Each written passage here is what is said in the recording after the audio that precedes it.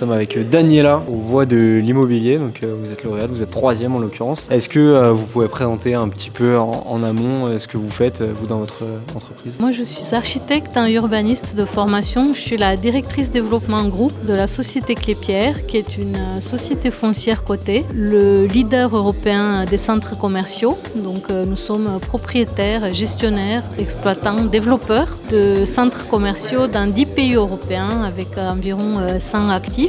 Mon rôle plus particulièrement, c'est de coordonner l'ensemble des projets de développement dans le groupe. Et donc je suis basée à Paris, mais j'ai la chance de voyager dans tous les pays européens où nous sommes présents assez souvent. Donc je le disais, vous êtes lauréate, vous êtes classée 3e. Qu'est-ce que ça représente pour vous ce prix-là? C'est une fierté, j'imagine, d'être nommée ce soir. Tout à fait, merci. C'est effectivement une grande fierté.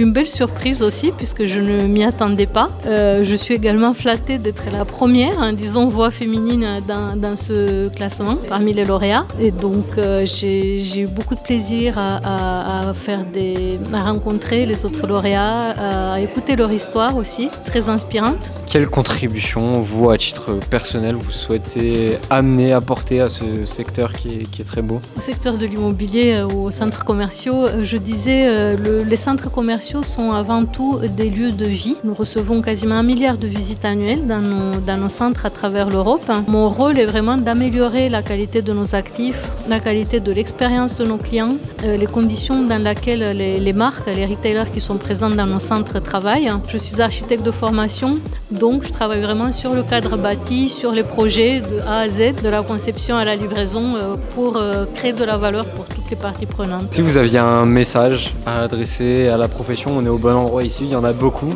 Ça serait quoi ce soir? Un message d'optimisme, je pense, et de confiance dans l'avenir. Quel est votre plus grand défi dans l'immobilier aujourd'hui? C'est une excellente question à laquelle je ne pourrais pas répondre tout de suite. Le plus grand défi, il y en a beaucoup en fait. Je le disais, on travaille souvent dans des sites occupés, il y a beaucoup d'enjeux. On a traversé beaucoup de crises dernièrement. Et donc le message, je pense qu'il faut garder le cap, il faut garder la confiance et continuer à être extrêmement concentré et professionnel pour réussir ces projets. Et encore félicitations, merci beaucoup et passez une excellente soirée.